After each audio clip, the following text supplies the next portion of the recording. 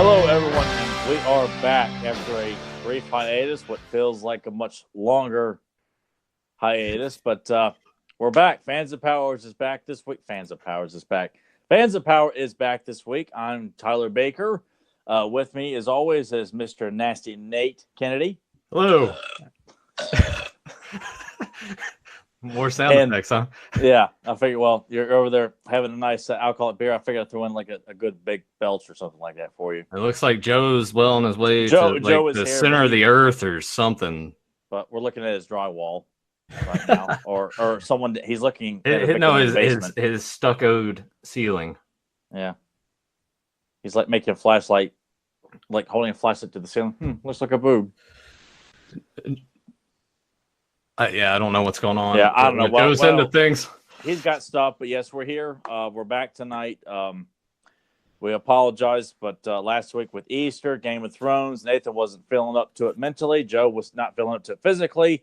And I just felt like I needed a break anyway. So we had a multitude of reasons. And we didn't think any of us could be watching while Game of Thrones was on, too. Yeah, so. I mean, with the holiday being around, it's just sort of a given. That we tried Easter before, nobody watched it. So it just kind of feels like we don't need to like push ourselves when we're just going to get, one guy in the audience is falling asleep. And we'll come back fresh next week. Joe Amato says in the chat that he's restarting his tablet. I could hear you, but you guys couldn't hear me. I wonder if all he needed to do was just to hit the unmute thing on or put the headphones microphone. In. Yeah, probably one of the things. But I guess before we get into it, I'm going to steal Joe's thunder and let's welcome everyone that's in the chat room. We got Zentron, JSP, Grim2, Adam Gabbert, Zen Brown. I thought I saw someone else. I'll see how Joe does it. That's all we got. We got some more in there lurking around, so feel free to pop in. And today's discussion is probably not going to be the most popular, and we'll dig into that and understand why. I don't know if Joe had anything set up before we went into the main topic. Well, that's his loss. But I mean, look, we've covered New Adventures many, many times on this podcast, but we really like the real reason behind it was to get like Nathan's perspective on it, and I always like championing the mythology, not the cartoon so much anymore. But we when we're doing this, we realize most people they may not be interested in that episode, but we like to cover everything multiple times. I mean, next week we may come back with a character bio of a person I'd like to do Buzz Off again or something like that. But I'm excited to talk about the first episode and the first mini comic and get Nathan's thoughts on it, and always trying to encourage people. All right, well, Joe's back. He's let's see if he's Joe. I'm going to recommend there where the mic is. There's like a control thing. There might be a mute on that as well. Everything just tumbles back over. Yeah, the camera pans over. There's like a gagged up hooker, like in the corner or something like that.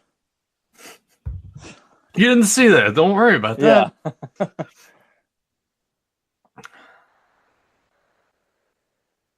All right. Just apologize for anyone listening to this, the audio version of this, or watching us. We're just sort of mesmerized by Joe Amato. Well, when we feel like Joe's going to jump in any moment, we kind of slow down the momentum here. I like how he's like trying to communicate that there's things I don't. Yeah. It's like he's out of burritos. What's the problem? Joe, I'm not sure, man. Is he gonna? Yeah, and there goes Joe Amato again.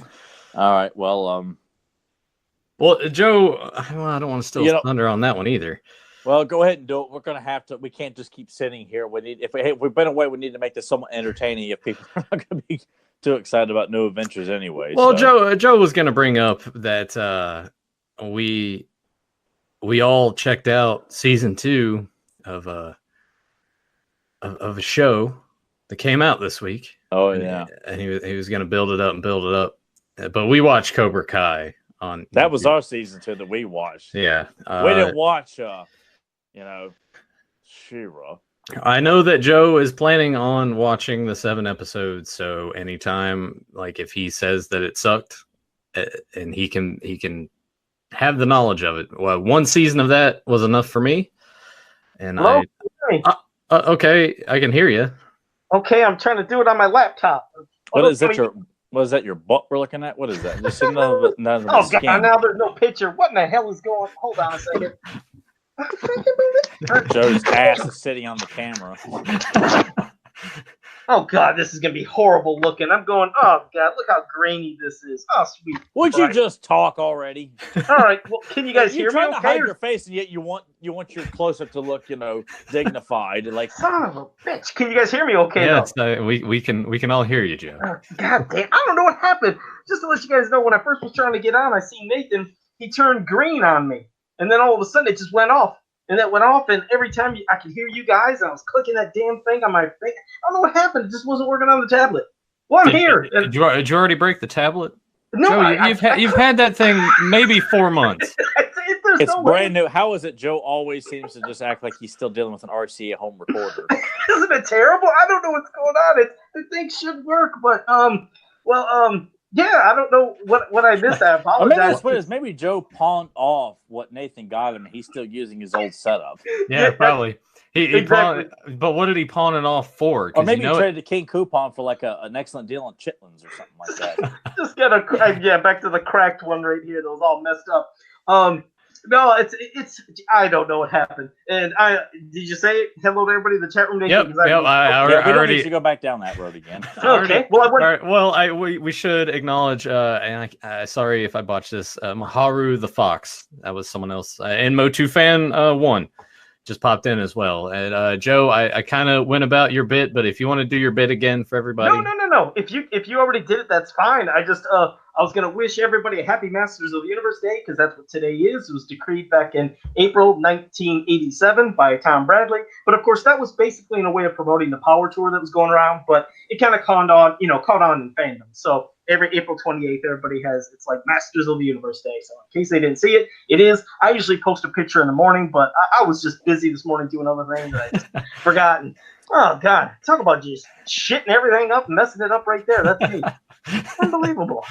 We also had talked about how New Adventures is kind of an unpopular subject, but it seems like people are starting to file on here now pretty well. Joe, was there anything you wanted to talk about before we really dive into New Adventures? Before we get into that, like I said, first, happy Master Universe Day. Then I wanted to say season 2 of a show came out this week, and I gotta say it was great.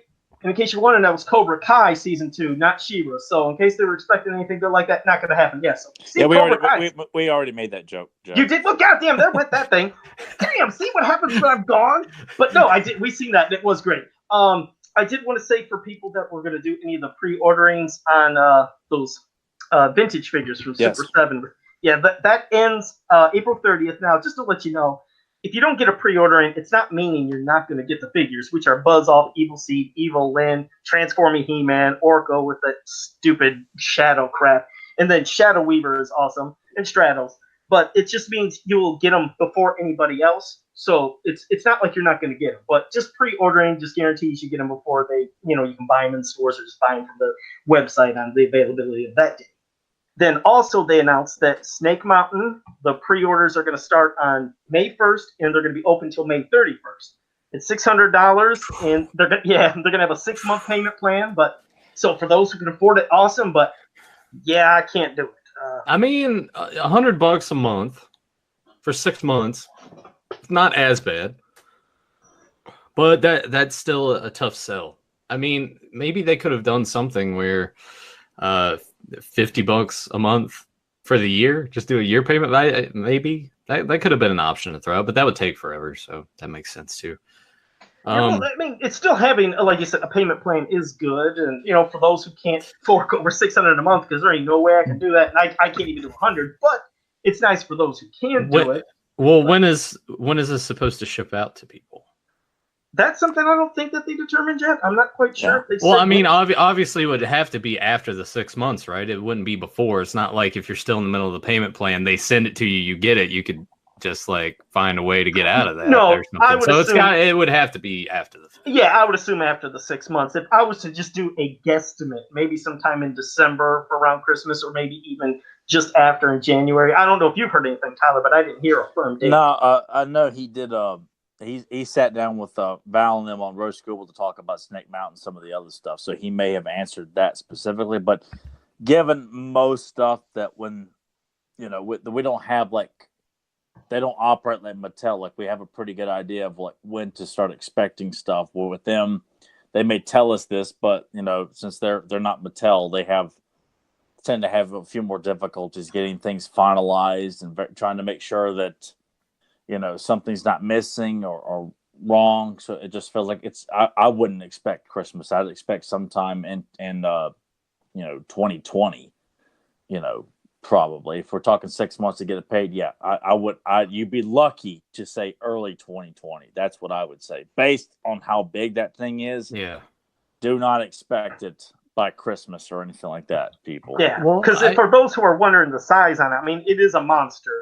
I think it's 36 inches high, 48 inches wide, when you open it. So it's going to be a monster, but I don't believe there's going to be any type of electronics that are going to be, like, how they were thinking of Bluetooth and other stuff. Yeah, that's not going to happen. If those who are wondering what's happening, of course, you're going to get the movable jaw, the narrow bridge, I think it says red hot lava falls, functioning trapdoor, real chains to shackle the enemies, breakaway wall secret entrance, Skeletor's table and bone throne, horrifying dungeon creatures, and more. So we don't know what the and more is, but yeah, I didn't hear anything about any type of electronics. So beyond even Bluetooth, I don't think they're going to add any batteries so you can do the evil voice in Snake Mountain. I don't think that'll happen. No, you want to pay $800 because I'm sure that's how much more it probably costs if you want all that stuff in there too. And the final version looks great, but I've already decided I could probably do it, but I don't know if I really want to commit to something like that. I often wonder too. Like I know not all He-Man fans that are into this stuff, given or anybody who's around our age that collects, stuff like this, from statues to action figures to comic books, posters, whatever the thing. It's an expensive hobby, and with the stuff for us, I mean, we got this pre-order for the vintage figures. You got the pre-order for the He-Man line. I mean, for the movie toys. So it's like every so often there's been a bunch of pre-orders expected, like constantly here, and now starting here in a few more days, committing to $600, $100 a month. That's another one. So and then it comes San Diego, whatever it gets revealed then, pre-orders may open right up after. I mean, it just feels like there's this constant,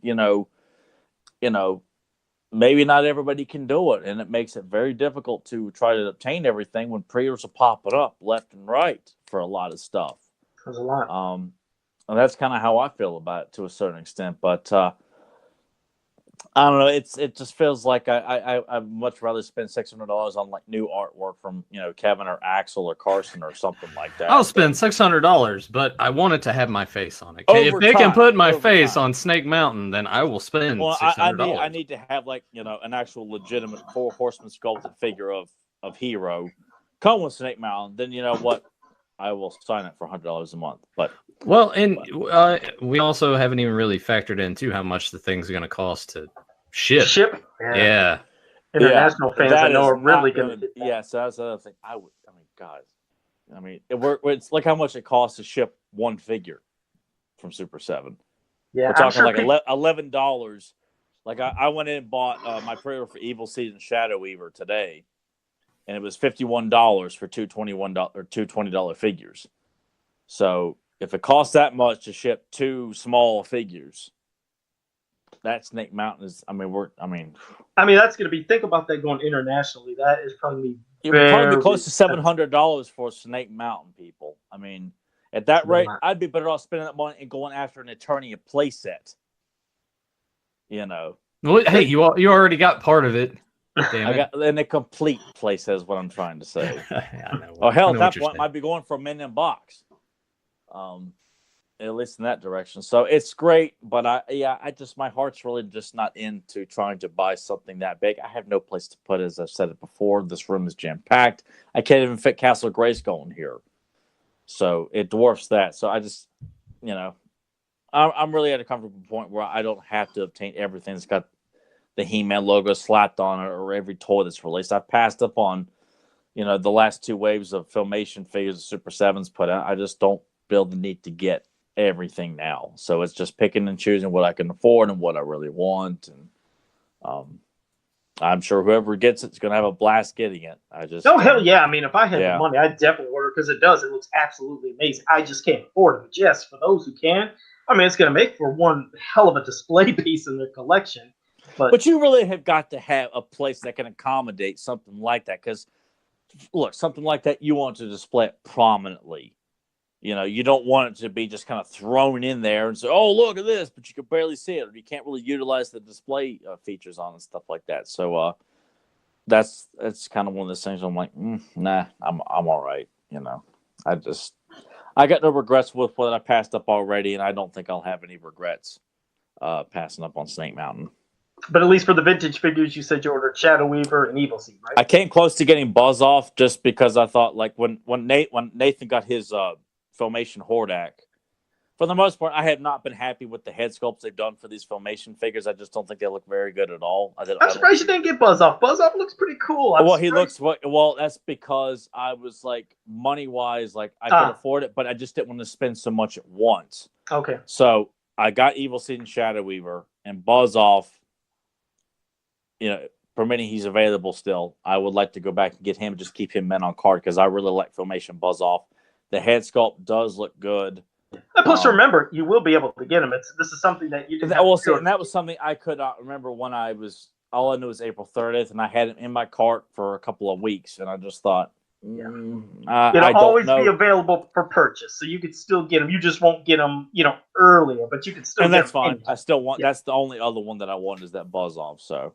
Yeah, I will get that then. Yeah. Yeah, I think Evil Seed is the only one that I ordered just so I could get him early. The other ones I can get later. Well, it's you, right? And Shadow Weaver, man. It's all about Shadow Weaver, man. She just looks like the classics figure, just shrunk down a little bit. Same thing with Evil Seed, really. But I could just do without that transforming He-Man. Does nothing for me. I can do without the Shadow Orko. Does nothing for me. But yeah, it'll be basically Evil Seed, Shadow Weaver, and then I would probably get Buzz off later. But. But and let me say real quickly because I didn't know if you mentioned Nathan, but we do have Pumpkin Lord VGC tags animation reviews has joined us, so I didn't know if you acknowledged him or who we might have missed, but try to get in some people there because I missed everything at the beginning like it did. Oh yeah, no, they all just popped in, and we've already got like another subscriber to the channel as well. Cool. You guys are encroaching on 200 subscribers, so. Almost there, Jesus, man. We're getting there. Like I said, it's slowly but surely. We'll see how it gets there. But, I don't know if you wanted to discuss, like I said, we're going to discuss a cartoon and a toy line or comic that, was kind of a hard sell for some. Some people were, like me at the beginning, when I was young, I was just out from the start when I seen the toys. I was like, they do nothing for me. I didn't know about the cartoon until I was an adult. I had no clue that the New Adventures of He-Man had a cartoon. Well, Joe, at that point, you were already like chasing chicks and the apple tree behind the railroad tracks and all that stuff. Yeah, I know. Basically, no, but it was done. But no, it's weird that I never knew the cartoon. Like I said, I don't know if it was just particular channels, a particular time, if it was something on cable. Either way, I didn't know about it, and it wasn't until years later when Here Comes the Internet that I found out they had a New Adventures of He-Man cartoon. I was like, all right, how am I going to see this now? Because there was no DVDs. I actually had somebody, I think it was the He-Man.org forums, was making tapes of them. He had all of them recorded. He's like, I'll make a tape of something for you. And he sent them to me, and I remember watching it. It was kind of blurry, so I didn't really get a big, good impression. Then here came the DVD, and that still took a while. I've said it before. It's like Tyler said before, it's kind of a hard sell. It's a different way to look at He-Man, the whole atmosphere of the animation, the way they talk, the sound effects, the music, because it's not Filmation. It's a completely different company. And it just felt different. So it took me at least 5 tries to start getting into it. And like I said, it's not that bad. Is it the best? No. Is it the worst? No. But it's hard sell. So that's the thing. Every time we think, hey, maybe we'll discuss New Adventures of He-Man, we always wonder, God, is everybody in the chat room or who's listening on iTunes or anything else going to think, God, I don't like that? It's like, I'd still say give it a shot. You might still hate it, but maybe you'd kind of like it. It's like how we talk about, Netflix She-Ra. I still hate it. And again, you can't jump on me and say, oh, let me ask you that, Joe. Between the two, between the two. New Adventures of He-Man, I would watch that. At least there's something, at least palatable. At least the animation, it's some cool ass animation. See, this is what I mean for people that think we can't move on from the past or we only like stuff from the past. I just said I didn't even like New Adventures, and that was from the past. But this She-Ra, the new She-Ra, just the animation does nothing for me. It's just really piss poor to me. Piss poor animation. I just don't like it. And of course, there's those that'll say it's not made for you. You're damn right it's not. It's just I'm not feeling it. But if I had the choice between those two cartoons, yeah, I'd go for New Adventures of He-Man. Yeah, I mean, at least in New Adventures, no one goes to prom, right? I kind of took that from Grim 2 in the chat. It made me think, man, that prom episode almost did me in. I was like, I can't do this, but I gotta watch it all because I told Joe I would. That's how that works, right? That's how the cult thing works. He probably just got wind of me, like he's like, no, he can do it, and like, and I'm like, I can do it. Like I said, there's things for everybody. If somebody likes it, that's great. But I didn't enjoy it. New Adventures of He-Man, I'm kind of about. There's some things that are cool, but some are like, eh. But then when you look at the mini comic, which we're going to do discussing, like Tyler and I've done it before, but there's still stuff we can expand on. But we always wanted to get that other perspective, which would be Nathan, to compare the thoughts of the first episode of the New Adventures cartoon and the first mini comic, which for me, I enjoy the mini comic a lot more than the cartoon. It's same here. Same here. Yeah. All right, well, Tyler, if you want to say something, then we'll shoot it to Nathan to get his little thoughts and comparisons. But go ahead, Tyler. Yeah, I just, I really liked the first episode a lot, and that's the one I tend to go back and rewatch the most, aside from like the scientist bullshit. Those scientists. God. Yeah, I mean Jack Olesker needs to be, thrown into court for that. I hated seeing them again today. Just all four of them. I was like, oh my! I hate these guys. It just they serve no purpose, and I mean that's probably the worst thing about the show is the voice acting. Because I like the designs of Skeletor and He-Man, Flog and the Mutants, Hydron, Flipshot, KO, Artilla, Tuscador. The list goes on and on. It strictly comes down to the voice acting. And feeling like you can have action sequences, but dumb them down as quickly as you can too. And the first episode, like I mean, it's got some good stuff in it, and I feel like that was Jack Olesker's, kind of shining moment.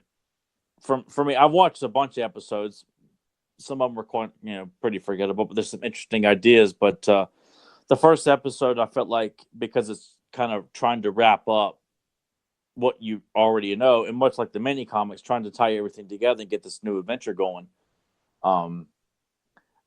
I felt like it gave it a lot of potential. Like you felt, okay, I like where this is going here. Like not just because as a kid, like I'm watching this as an adult. Like I'm not at that point where I would just watch this and just say it's great because I knew it as a kid. Like I'm telling you guys now, like, no, the cartoon is not very good. And I've championed this property, I mean, since I saw it in Hills for the first time when I was 5. But it's a great idea, and that's what I'm going to emphasize more on this, that anybody that is managed to make it this far into this episode, if you're new to this and you haven't listened to the episodes we've done on New Adventures already, I'm trying to convince you that when you see this stuff, look at what's being shown to you. Don't ignore what the cartoon is giving you, but just look at the idea of the story, what He-Man and Skeletor are going through, this new cast of heroes and villains. I just felt like there's a lot. I mean, because I really thought it'd be really cool to like tie in this whole story and kind of make it connected to pre-Eternia almost. Because I went back through like last week, and when we were going to be doing this, I just for the hell of it just read all 4 of the New Adventures mini comics, and just I had forgotten too that Skeletor gets his new look through bionic enhancements because he's taken a great beating from the power shock from He-Man's power sword. Like it pretty much fried him. And I thought like that would be really cool with all the mechanical and bionic attachment Skeletor has. Like it's much like the dinosaurs in pre-Eternia. I was like, it'd be kind of cool if you somehow tie those like the future and the past together and kind of link them a little bit. I was like, that could probably work possibly, but not in a techno-virus bullshit thing, but just something that Skeletor would see like, this makes me stronger, much more powerful. It'd be great to, I don't know. It's a story for another day. But I just feel like there's enough here there's a lot of good here. It's just executed poorly. The mini comics are not bad at all. The artwork in the second one is pretty crummy, but the rest of them are by Bruce Timm and Errol McCarthy. They do a great job. But Nathan, like we'll start with the mini comic first, because you had the New Adventures He-Man figures, which I have over here. Nathan was so kind to give them to me as a Christmas present one year. But Nathan did have some of these figures as a kid, and Nathan, do you remember your first impression of this stuff, or were they given to you as a Christmas gift, birthday gift, or did you pick them out?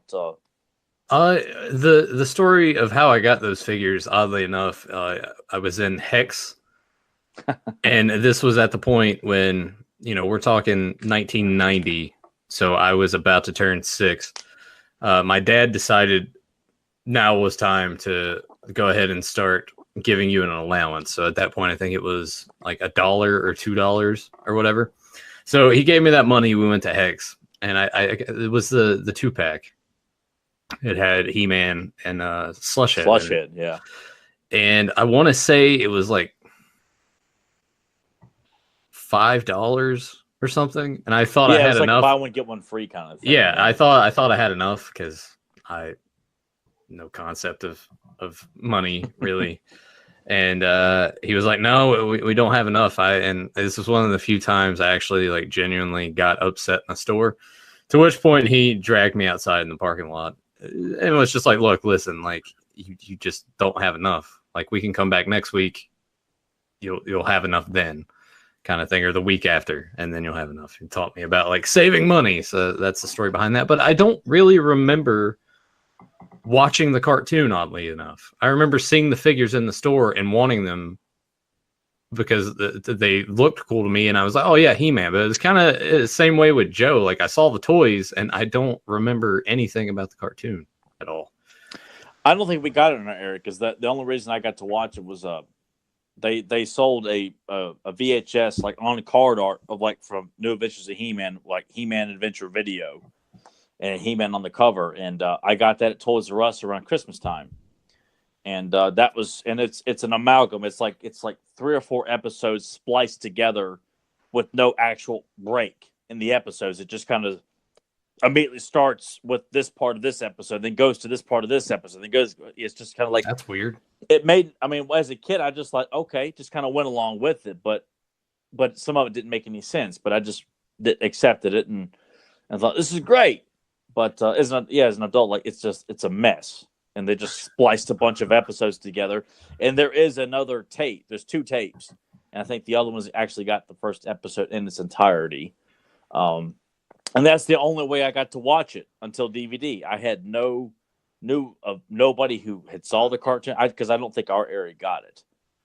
That's starting to make sense then, because I don't recall seeing it, but I do remember going to the stores like, "Oh, cool, like new He-Man." And when you look at it, to me back then it was different for Joe, obviously. But when I saw those figures, I was like, "Oh, this looks cool," and I wanted to get them, but I'm curious, the people in the chat room, because I'd love to hear this, because you just heard all 3 of us say we never seen it on TV back then. So I'm curious if anybody in the chat room did, and if they did, maybe the possible channels, locations, because I didn't know, was this a thing that was just on cable? Was it in the real early morning on basic TV? I have no clue about where this was on TV. But no, when you were talking about the comparisons with the mini comic story and of course the cartoon story, there's one thing that I thought I heard, and Tyler, I know you're great for having an ear for listening to little things. In the cartoon, unless I'm really hearing it wrong, I thought when Prince Adam turned into He-Man in front of King Randor and Queen Marlena, when he went up to them, I swore it looked like King Randor came up to He-Man at that time and said, "I'm so proud of you, Dad." Yeah. I was like, but it was like King Randor called He-Man Dad? I seen his mouth move. Did I miss something there? No, he says, "I'm so proud of you, Adam." Adam! Oh, thank God. Good. You got great ears. I was like, am I here? And I kept hitting it over and over. I was like, what the fuck am I not hearing? So, God, thank God you said Adam. It must have. Now, Joe, was this from like those blurry bootlegs that you were watching? No, it was regular. God, I was like, I had to get that in because I was like, I got to make sure I know what the hell I was hearing there. But no, the mini comic, like I said, I like how it flowed better. Better story wise, and it's what we were saying when we were talking about the cartoon. It did have a very great story, and there's a lot of each episode are good stories, but the execution when it comes to the voice talent, the music, the sound effects, it makes it come off flat. It's like Zen Brown said in the chat room. He brought up something which I didn't know if he knew. It's Grimbot who did it, but Zen Brown said that he watched on YouTube the cartoon, the New Adventures cartoon with Filmation sound effects and music. And I know that's something Grimbot did. He added it, and you know what's funny? It made it better. It's like, wow, it felt like it had some atmosphere. When you'd hear the action and sound effects, it worked. But it proves and it goes to show that as great as a story might be, it's nothing if it can't be executed with great, voice acting and just that atmosphere. And that's where it fell flat. And it sucks because you wondered if it did have better voices and better sound effects and better music, could it been something people enjoyed more? Because it sure did have great animation. I mean, if you want to talk about comparing animation of that to the new Crapflix show of She-Ra, you can see a very big difference of animation. So yeah, at least the characters in New Adventures, like I'm not going to go on a smart ass tirade here, but they look like men and women. The She-Ra stuff that everyone looks all chibi, and of course everyone's 12 years old. Even the adults, they're all 12 years old. Nobody's an adult in that She-Ra cartoon. They're all children running around. This is it's. They look like how they're supposed to. I mean, they look like grown-ups, and I feel like as a kid, I want to watch grown-ups fight and kick ass. I don't want to watch kids. At least not in this. Like, I'm fine watching the Goonies or a little. I was gonna say we just talked about Cobra Kai, and you were okay with that. Yeah, but I'm saying like with this kind of property, like that's why the She-Ra for me, I'm like it's not. Well, we all know that, but yeah, I'm with Joe on this. Watching the cartoon, you can see why it sort of faded pretty quick. It seems hollow. Filmation's gone, so they're not behind it. The animation does look great, but it really does boil down to the voice acting. Everything just seemed flat, like very lifeless. Almost like we're just going through the motions. But the story itself, it's a cool idea. But when I was watching it and when it ended, I often thought to myself, I'm like, this would be okay if it was called something else and not He-Man, That's something. I see what you mean. Quickly, I did want to say for Tags Animation Media to his son, Scott. How you doing, Scott? I hope you're enjoying the show, buddy. So he's watching with us.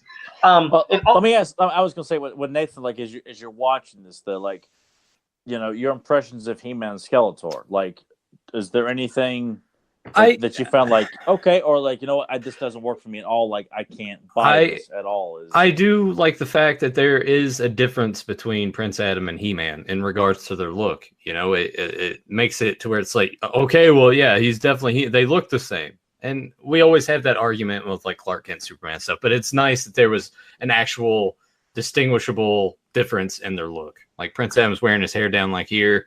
It's tied in the back when he's He-Man. It looks different. Skeletor, I thought, honestly, I kind of liked how his character was. I just wasn't a fan of the voice. Like if the voice would have had a little more to it, I think the lines that were delivered would have worked a lot better.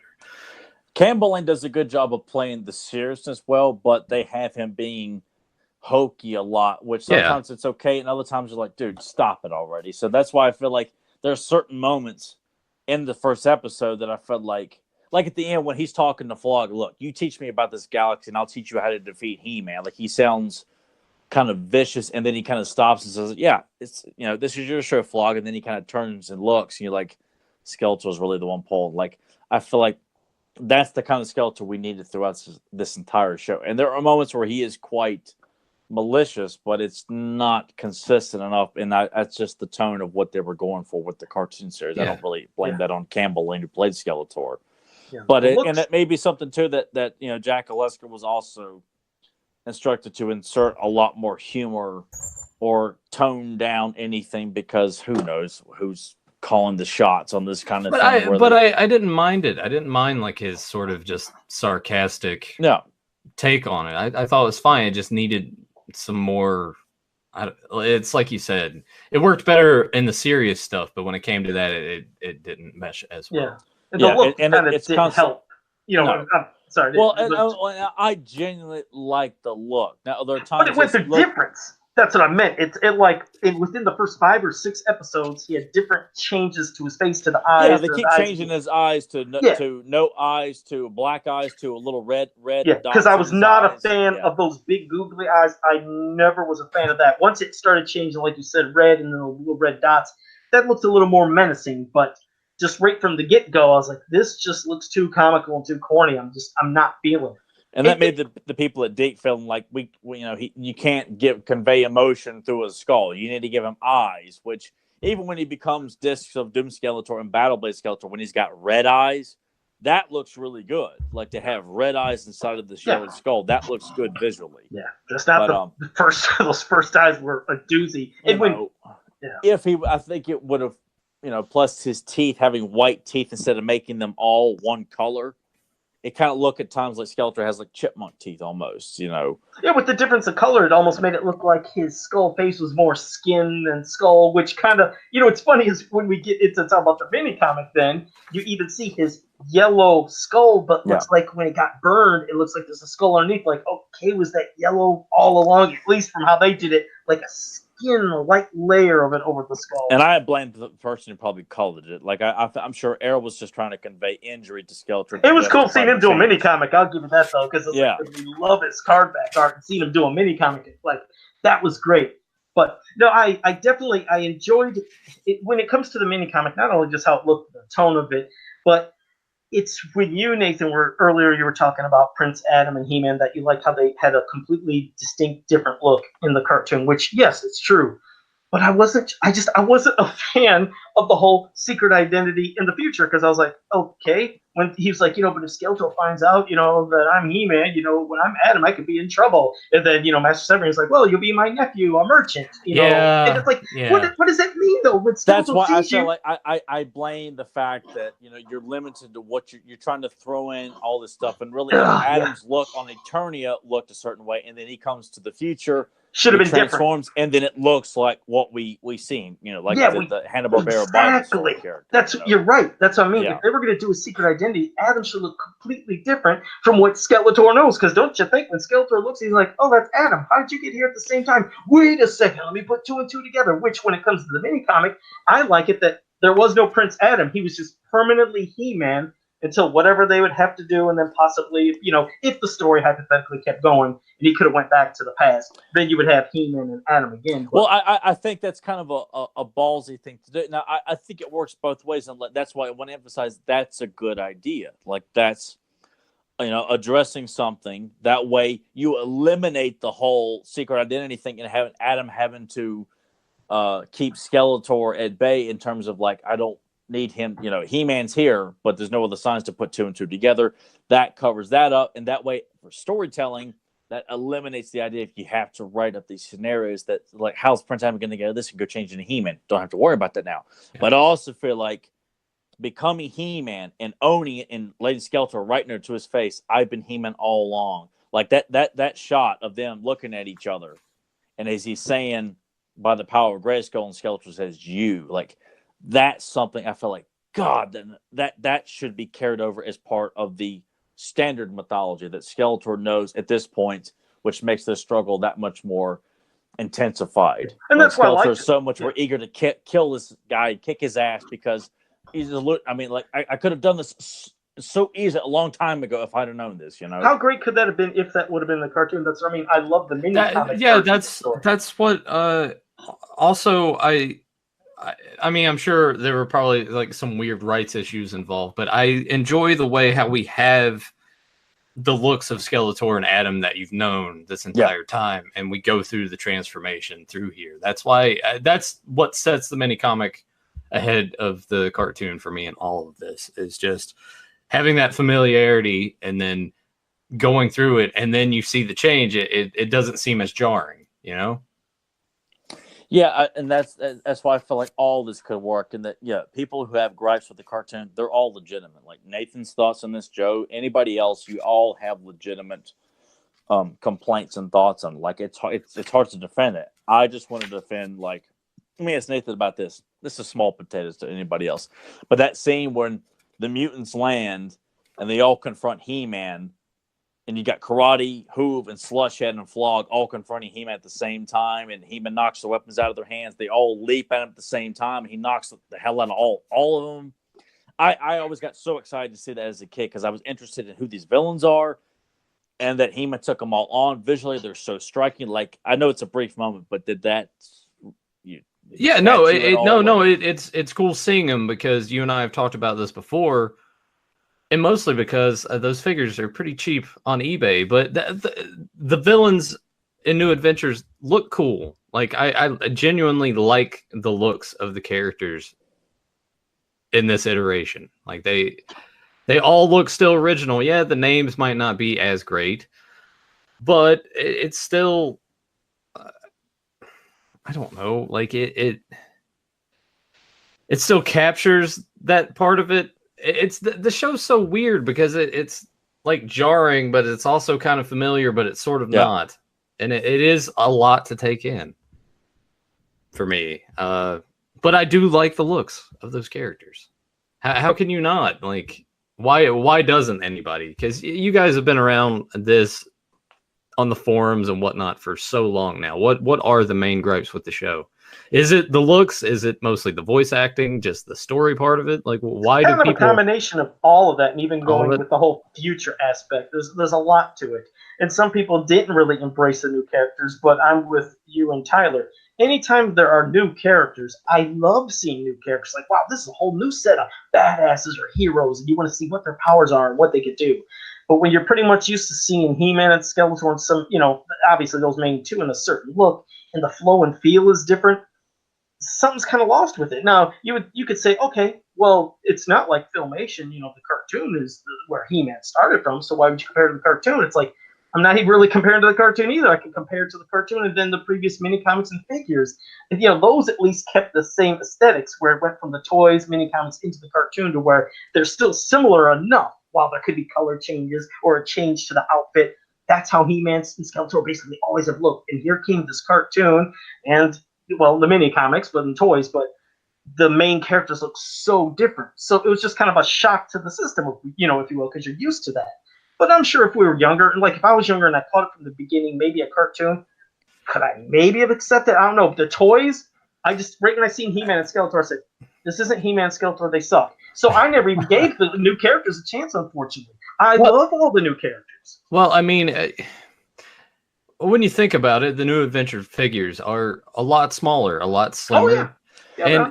And that would be a tough adjustment. Now that they've done them in classics form, I love the classics. I need to get some of the other characters from New Adventure. Maybe I'll do that tonight because those guys are pretty cheap on eBay, and that's always nice to get some classics figures for. I don't have to give an arm and a leg or like Firstborn or whatever to obtain. It is, and I just, I really felt like two people are so quick to turn the nose, period, and not actually stop and look at this stuff. I mean, here. I'm going to bring this up if anybody in the chat room is watching this right now, and people who are watching this at some point, I'm going to play this real quick clip for whoever's like. I just want to show this real quick. Because I'm like, this is the part that I'm like, Joe, did we do commentary for this before? We didn't we? Yes, we did. Okay. Well, for anybody who doesn't know, like this is what gets me excited about this episode.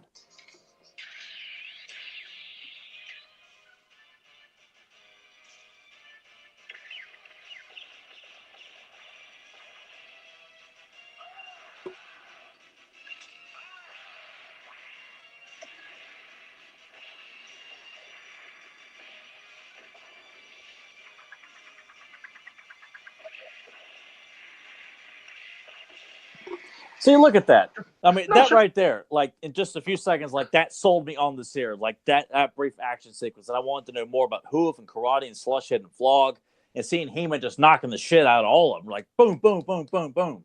Like that's what I want people to get from this. Like, no, not every episode is like that, but I just want to emphasize that there's potential here. There's fun stories that still could be told using these great looking characters. And that's why I was so glad that, Joe and definitely Nathan have like come around and see that there's a lot of fun potential with these characters that like they're visually striking, and when the Horsemen work their magic like they do every time with these characters, and yet some people are still like, oh, I don't want this. Like, how do you argue what Tuscador looks like or what Karate looks like? My personal favorite. Like, why wouldn't you want Hoove and Visor? I mean, Optic. I mean, Optic and Slushhead. Like Nathan got Slushhead. You know, I just it's hard for me to argue it. I don't look at it from a bias standpoint that I've always liked it. I just feel like, how do you not like a cybernetic guy with an eyeball for a head?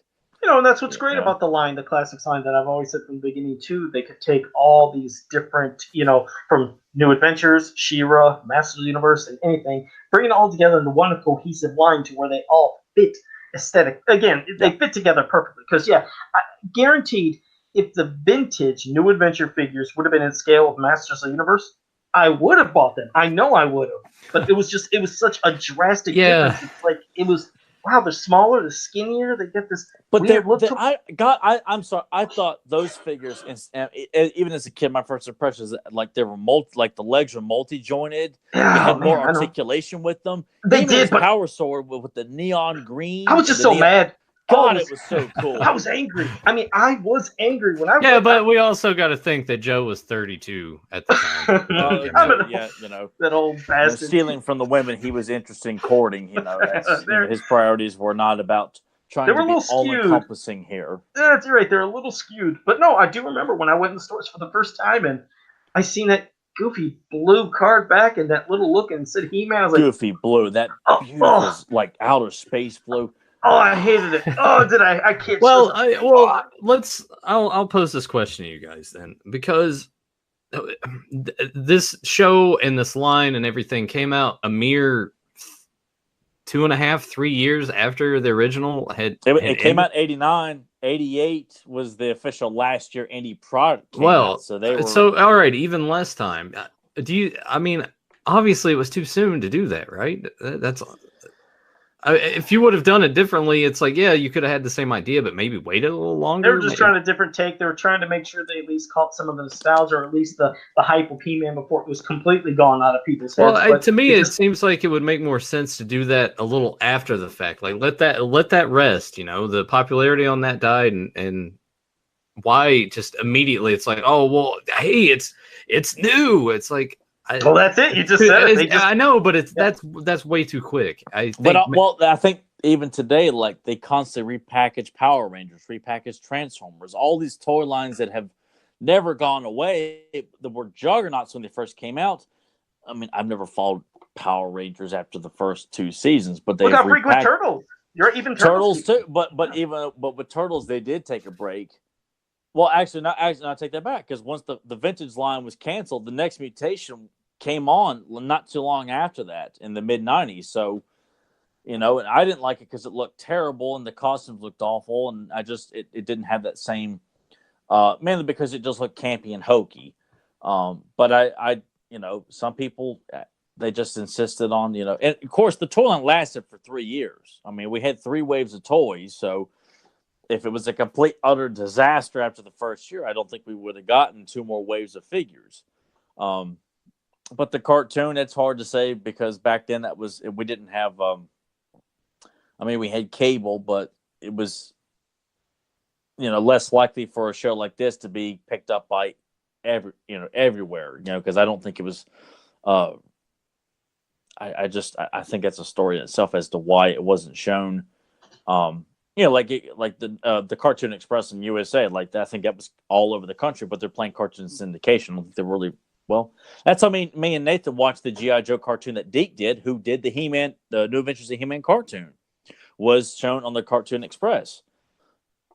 Maybe it's just an issue. Some people just feel like they just didn't pick it up. Not everybody chose to get it. Maybe they felt like we have enough programming. We don't need to incorporate it. And it could have been a thing of like, hey, I don't think this is going to work. Like He-Man dwindled down. Why are you doing this? We're going to just go a different direction. We're going to show other stuff. It's hard to say. Does it really get talked about? Because I know it got glossed over in the documentary that came out.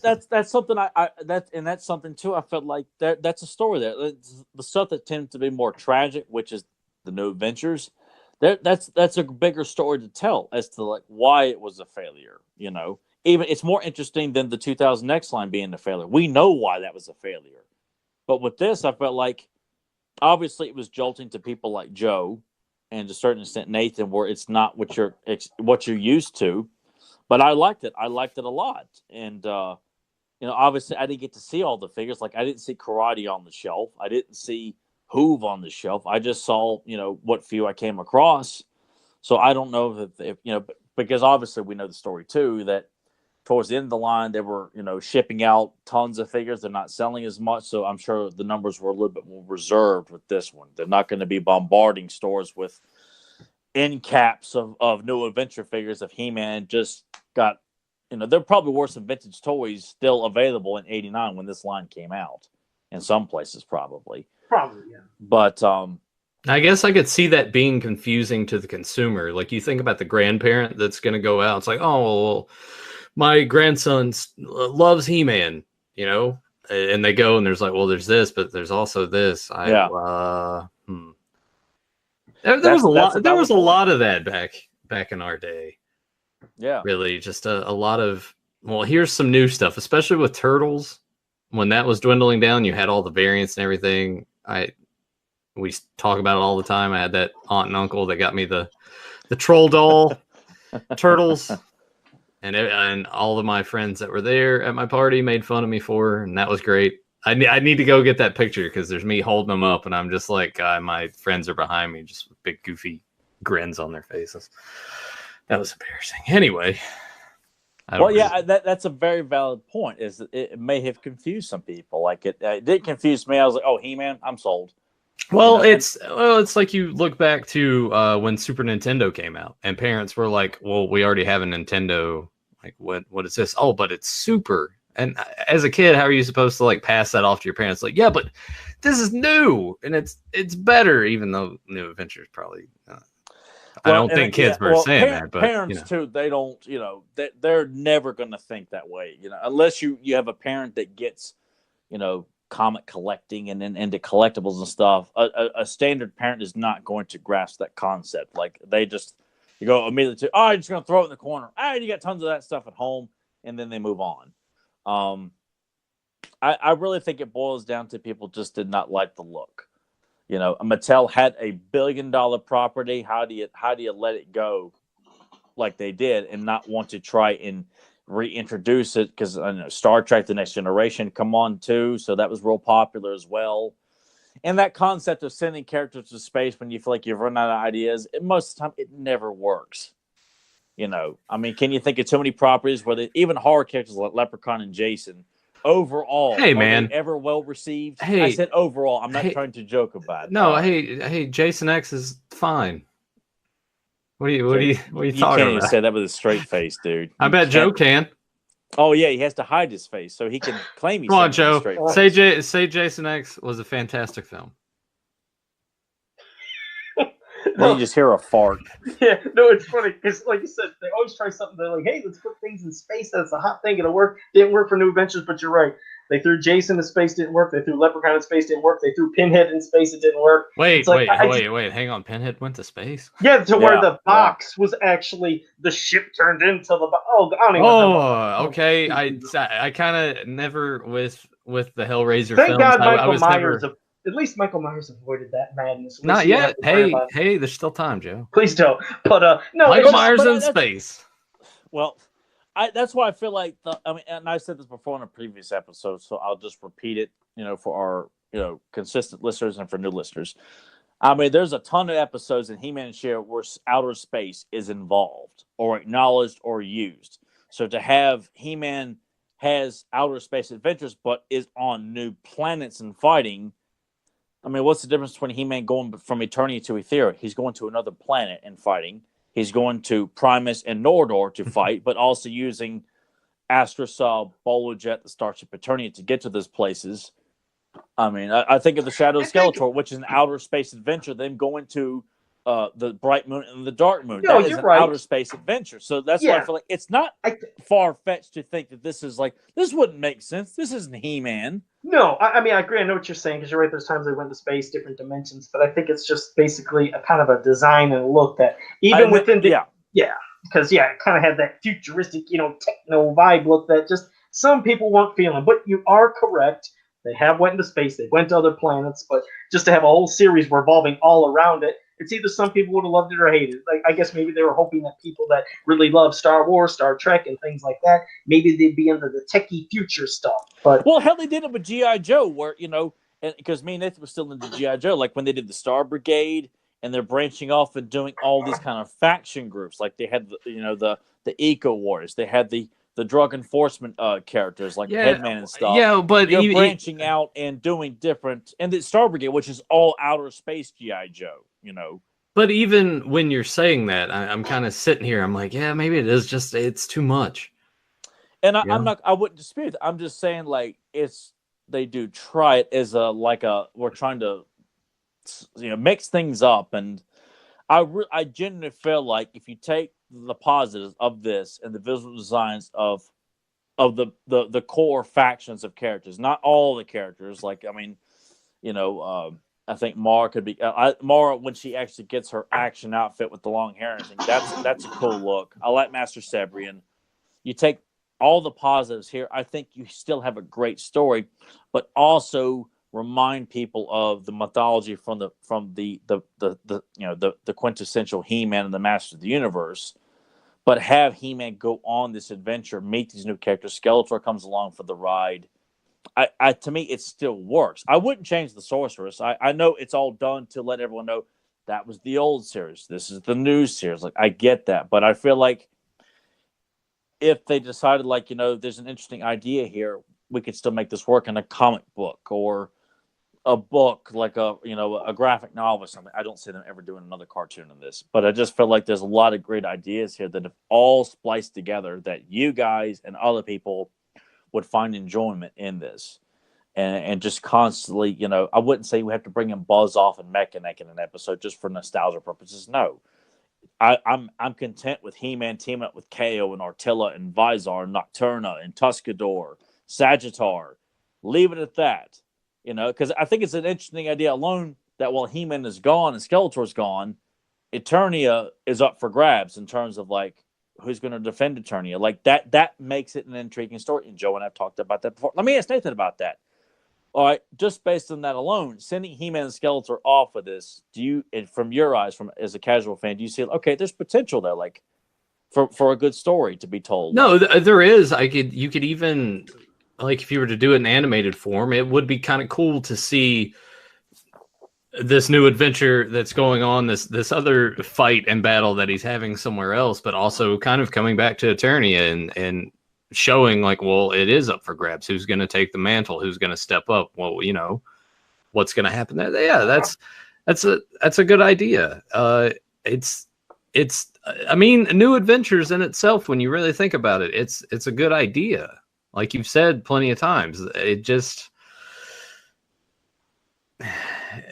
for whatever reason, mostly just the voice acting and the anime, it just didn't work. Yeah, it ultimately didn't work, and you've watched the entire thing, so I imagine that. And you said most of those episodes aren't great. I imagine it's a thing of they're just kind of throwing anything at the wall at this point and seeing what's going to stick. Yeah, they're just I mean, like I said, I'm all about all the designs. It's just the stories are just not as compelling. You don't have an episode like The Dragon's Gift or House of Shakoti, Disappearing Dragons. Most of them are on that kind of level of the games episode, which Joe, and actually there is an episode about the games where the mutants have to fight with the Galactic Guardians as well too. So some ideas are kind of recycled, but for the most part, there's not a and if there is, it's just not as compelling as it should be, and that's due to the voice acting just being substandard. Nothing that really draws you in because the actors are really trying to convey a very desperate situation. It's not that Gary Chalk has a bad voice, but sometimes his He-Man comes off as a very flat-lined He-Man. John Irwin conveys a lot of sincerity and a lot of conviction. And when it's troubled or this is an issue, we need to address this kind of thing. And the music doesn't do anything. No, you said it there. It's just empty. Like it's like it's not even there. No, it's like and what is there is what's there is nothing, because you think of any Masters of the Universe episode when you watch Filmation.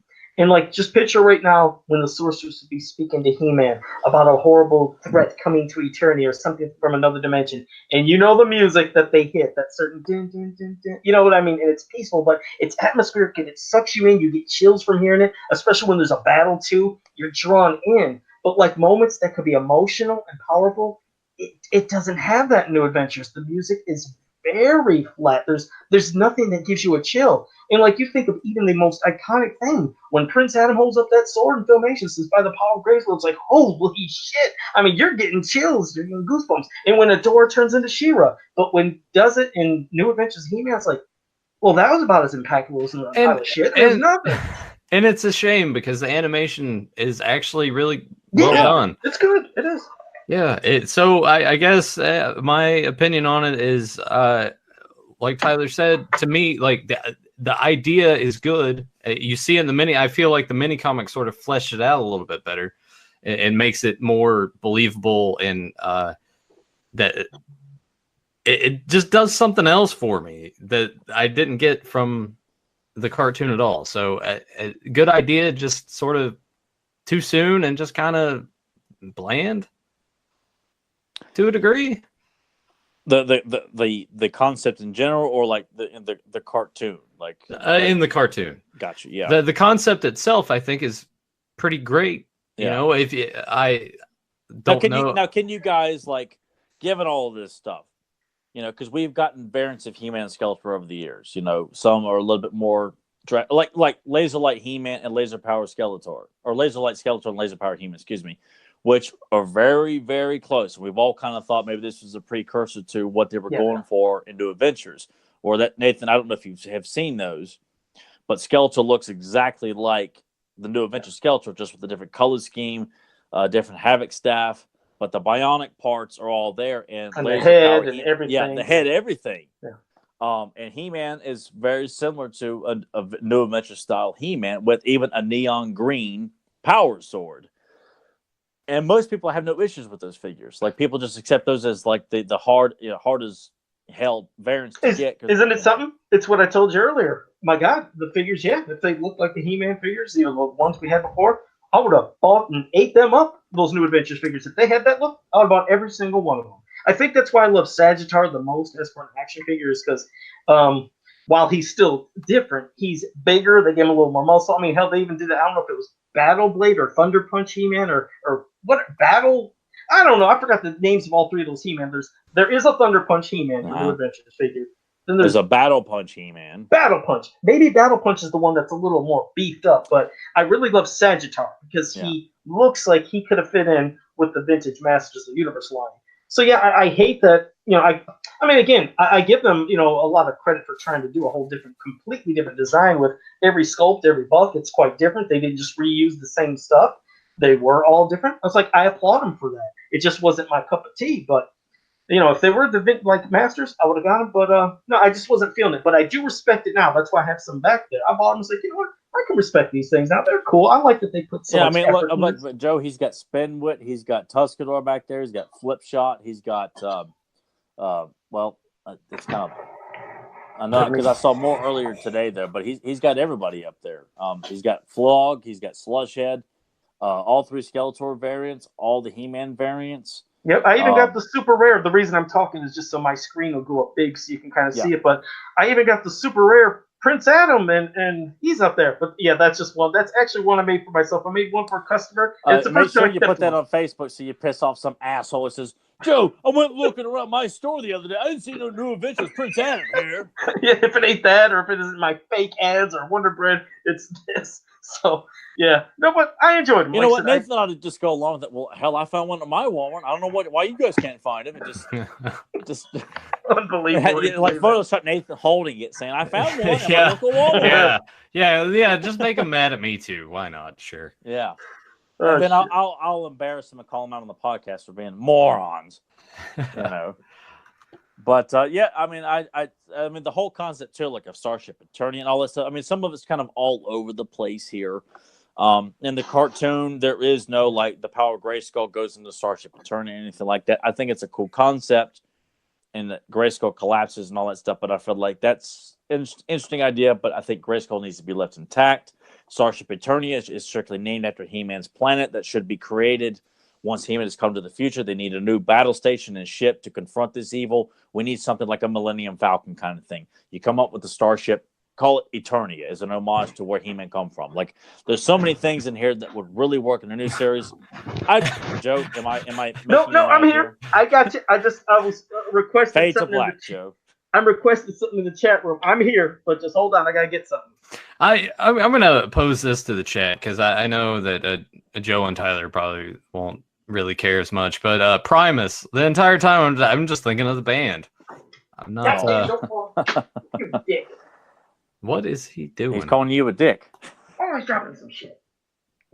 Is he talking to his pet bird or something? Or the hooker he's got tied up in the corner over there? Yeah. Always give me some shit. Pretty bird. Yeah, he's got like a headless bird. Joe sits and just pets him like, you know. I just thought he was quiet. I was, yes. I can see Joe trying to pull that off, trying to sell like a headless bird to some kid. Most of the chat, it kind of firmly in the camp of I don't care much for New Adventures. There are a couple people that have popped in. It's like I like New Adventures.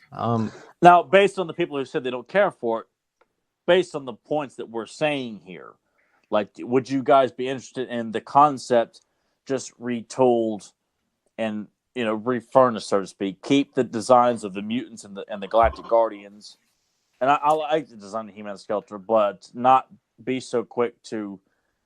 I just feel like it's an idea that, you know, would work very well, because I would want to bring mutants back to Eternia, team up with Skeletor, because I just feel like taking them away and leaves the Horde, the Snake Men, and the Heroic Warriors with no like real powerful leader to keep them and to carry them in a battle. That it makes for an interesting confrontation. Well, here's what we do when the Master Universe film comes out in 2020 and it does really well, and they do a sequel. They could just revisit this entire thing. Can I say that that's real right, quick? people. You guys, are you guys still mad at me? For ones No. that were mad, are they still mad because remember I said it ain't coming in 2019? It'll be 2020. Oh no, Joe, it's coming in 2019. They said it this time. I was like, trust me, it's not. Now, just to let you know, the movie's not pushed to 2020. But remember, it was pushed to 2019, 2018, 17, 16. We can go back 17 years. This has been pushed beyond belief. Do you have any actual conversations with these guys in your cult that want to come out to you and say, well, no, Joe, it's coming out? No, they do, because unfortunately, what's unfortunate, Tyler, and like I said, it's not anything against them, but some of the people who haven't been around in the Masters community for a while, when they're kind of just returning, they get excited, and I try to calm them down and say, hey, believe me, I want a movie to happen, but we've dealt through 17 years of this same song and dance. So trust me, don't get excited until there is an official cast of characters where they're official, signed, you see them on set shooting, and it's in production. Then get excited. But when you keep hearing, this guy's playing He-Man, it's like, no, that guy that Noah Centino, or whatever his name is, was in talks, not even to play He-Man, but in talks to play Prince Adam, they said. But remember, in talks. But every time I say, just relax, it's not coming, trust me. They say, no, you know what? What you ought to do, Joe, is since you've been so successful at pissing people off with your fake ads, you need to come up with a fake movie announcement. No. Talk about one that would really get people pissed off at me. But no, like I said, I would love for a movie to happen, but I'm not getting excited more. So that's why I say, you can tag me in anything. I said, just don't tag me in the movie stuff, because I know it ain't happening. And believe me, when it does happen, I will know, everybody will know, and we'll say, hey, it's finally happened. But Joe, let me just say, well, I'll say this. You avoid trailers. Will you watch anything for it just to kind of get an idea of that one? Yeah, I would have to. That's probably the one thing I would have to watch. So Joe would break his rule for that. You guys mark this down and remember this, that he will watch the trailer. You had to get your Prince Adam that you made. So here's my Prince Adam. Like I said, and I've had this a while, because I made some for customers, and then this one I just wanted for myself. And I know it might not be visibly that good, but I had to create and do skin and have his toes and sandals. Got his little strapped up kind of bandages here. I did his hair where he has his little ponytails, his sash. I made the sword the color like the cartoon. So Yeah. yeah, I did. I was like, now that would have been a cool ass figure too. So this was one I had fun making. So Well, there, I'm glad you didn't slap a mad ball on his head. So this is Prince Adam. Oh, you leave me God. alone. That was Joe doing customs. Don't get me going again. That was Joe doing customs before I knew it was a custom. I was like, that's how obsessed I was. See, isn't that crazy? I didn't want the new Adventures figures, but I was so obsessed on He-Man figures that I was making my own as a kid. I was just popping stuff like, look at that. And then They've already said you need to post that on Facebook. So okay, I'll post a picture of that again. I mean, I did before, but I'll post some more pictures and I'll show the collage of another one I did for a customer. But no, so I mean, kind of to wrap it up. But before we do, if you guys have any questions now, pop them up here in the chat room because we'll answer any questions you have from cartoons, anything beyond He-Man, whatever you want. Anything you ask us questions. But I guess final thoughts. I enjoyed the origin and the story from the mini comic more in the cartoon, and then Tyler, your thoughts on which you like more, and then Nate. All right, Joe, give your thoughts. he just did. Mini comic. I know, but it sounded like he was like, "Oh, I'm going to say well, I like this," and then you go, and then you go. I'm like, "Okay, Joe, you go." Yeah. No, I like this property. Yes, the cartoon. Yes, it's pretty abysmal, but I feel like there's so much potential here that a comic book or a bunch of like mini comics, kind of like with this with the original one, we got 4 mini comics. I feel like maybe someone who's got some real good writing potential really cares about this stuff. Could be hired by somebody to say, you know what? Where's the bucket? We can make this happen here, But just, I would not have to force my face into it. I would write it, Sure. He-Man versus Skeletor with, But, there's a lot of fun stuff to be had. And then telling the story of what happens when He-Man and Skeletor are gone. Like, that's another fascinating story to be told, too. So, a lot of good can come with this. That way, if God willing, someone says, okay, we're gonna do a new comic series with some competent writers and artists who don't draw ugly shit. We're gonna do a new Adventures book to focus on He-Man and Skeletor there, and then do a book on Eternia, which focuses on the ramifications of those guys being gone, the battle who's going to be controlling of Snake Mountain. And then once you decide that, the battle for trying to. Well, let's talk about that real quick then, because I feel like you've thought about it a lot. With them being gone, what would you have happen on Eternia? Who do you think would kind of be like your main lead babyface and your main heel?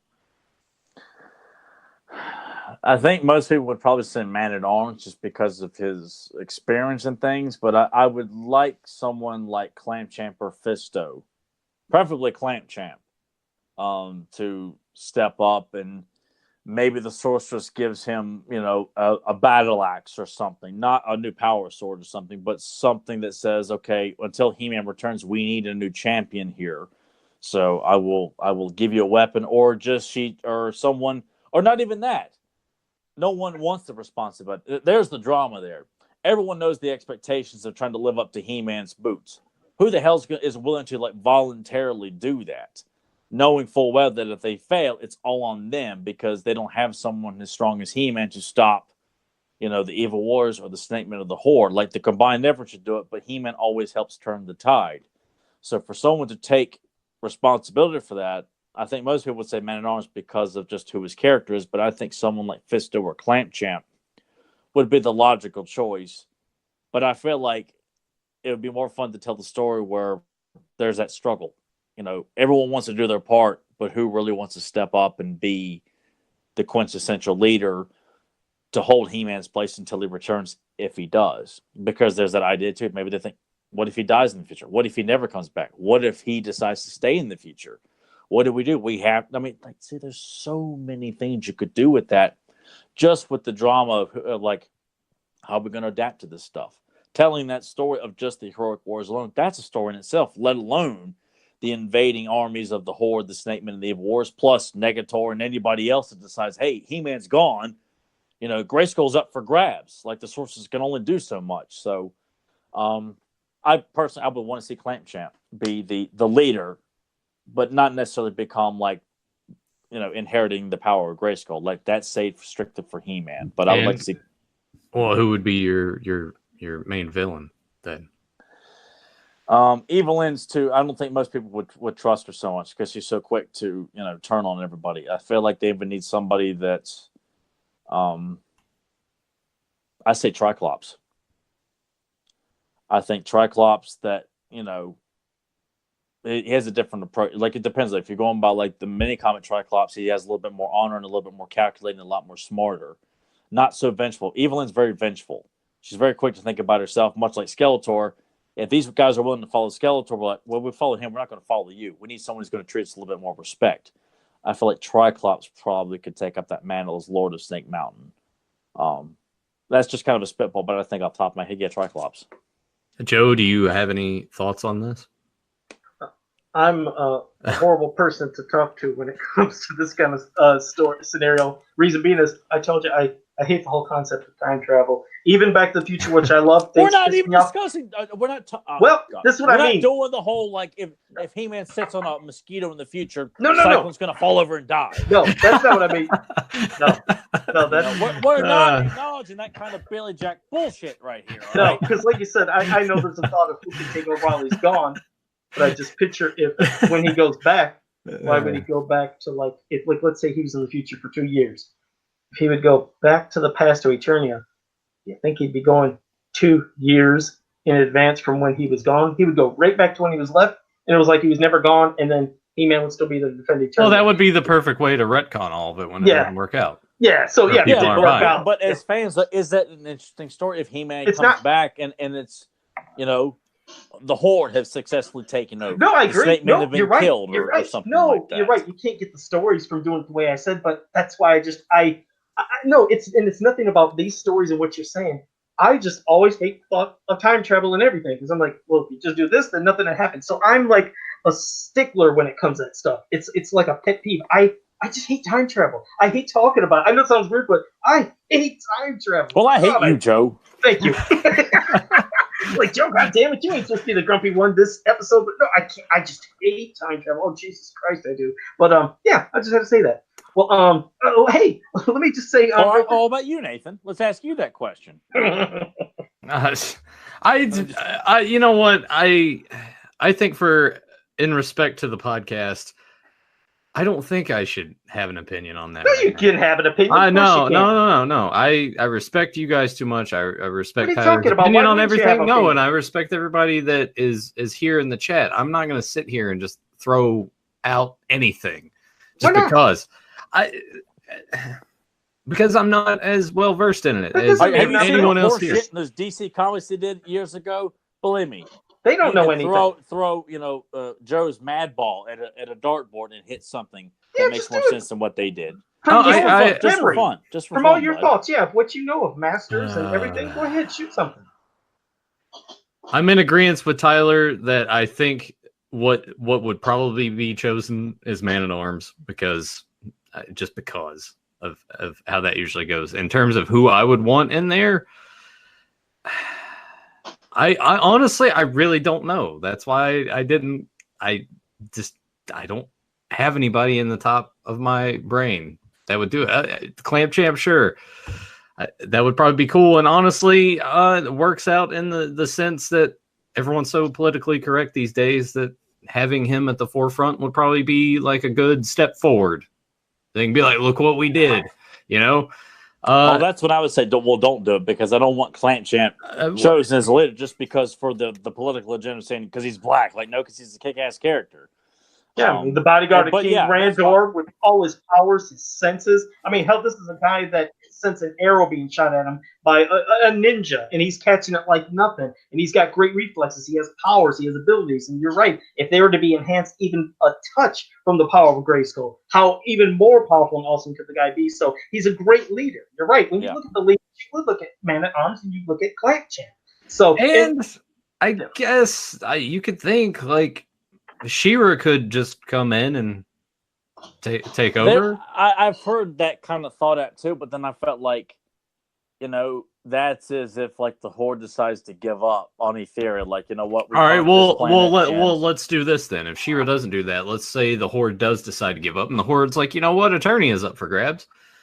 Let's do that, and let's say Hordak takes over as being like your main lead heel. Well, I'd still like to keep two, shows. It's like She-Ra with the Horde and their struggles, and then the Masters Universe on Eternity. Well, that's why I their feel like, you know what? I mean, even though if the Horde and the Horde Empire, like it stretches God knows how long. Or maybe have a thing where like the Horde and the Snake Men are kind of fighting amongst themselves of like, well, hey, Eternia is wide open. We can take this. And they fight amongst themselves, have like a little offset thing there. And they do have a history in the vintage line too of like, or maybe have it where they're like they kind of try to get along for the main goal of, well, we can just have this entire thing for ourselves, but then they end up fighting amongst each other because that's how that always works. I don't know. Does that sound stupid? Well, now unfortunately, I'm getting mental images of what they would make Hordak look like in that God-awful New Adventure style. It's like I'm pitching everybody. No, you're missing the point here, Joe. No, it's not the point. I mean, I'm actually visioning this. I know the story of what you mean, but then you're I even take some lame ass custom here. That's what you're doing right now. No, like I said, I actually take it a step throw it out there further. so someone will fork over the cash to make. No, really, I do. I take it a step further because I know what you mean. You guys are just saying story-wise, which yes, I understand. But then I always go that little extra step of what would they look like if they were in the cartoon? Hordak would be a hot mess. All these characters would be a hot mess. We got nobody. Jesus. Oh, we got to have this in. I'm getting bad mental pictures. Hey, did you want me to get to some of the questions in the chat room? Because we got a ton of them. Sure, Joe. Well, first there's a movie quote that I know it's what we start off with, and I know that's not a question. Well, he's like, no, you can't do it. Shape up, man. You're a slacker. You want to be a slacker for the rest of your life? That's too easy. That's Strickland. That's from Back to the Future. Okay. All right. From Adam. Hey, about that, Joe doesn't like time travel. No, that's the thing. Even Back to the Future, which I like, that pisses me off. But I don't want to get into that because even that annoys me. But Adam. Now we're gonna at some point have to do a Back to the Future Beyond Retro, so we can talk about this. Oh, sweet Jesus. Adam Gabbard said, Joe, Tyler, Nathan, between 1 and 10, from 1 being the worst, 10 being the excellent, how would you rate Filmation? He-Man, She-Ra, New Adventures 2000X? I give New Adventures maybe a 5 because I'm just kind of indifferent. It's not complete crap. It's not the best in the world. I just really go middle on that 5. She-Ra and He-Man for Filmation. Man, I almost want to say Is he talking about 9. the design or the interpretation? I'm just assuming maybe he means maybe like how we liked it personally. At least it's how I'd interpret it. But I give them like 9s each. I won't give solid 10s, but I'll give 9s. And MYP He-Man, I give it an 8. I really enjoyed that as well. I give that an 8. So yeah, 5 for New Adventures, 9 and 9 for He-Man and She-Ra, and 8 for MYP. 10 and 10 for He-Man and She-Ra from Filmation. New Adventures He-Man. I like the visual looks. I give it a 7. And MYP, it maintains that kind of original look of He-Man, just updated a little bit. So I give it about a 7.5. Okay. Yeah. Nathan. I mean, I would mostly have to, I guess, pass on that. I would probably more agree with Tyler than Tyler's scores than Joe. I don't think I would give. Well, I take that back. I would let's give Filmation He-Man a 9. Let's give She-Ra an 8. MYP 7. And New Adventures. Let's give that I'd say 6 or 7. I would kind of put those in line because the animation's great. The animation's really, really well done.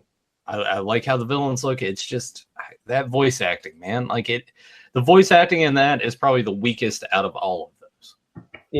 No, I absolutely agree. No, I mean, all right. Look, all right. Here, this is something I thought about today, like to kind of catch on what we were just saying.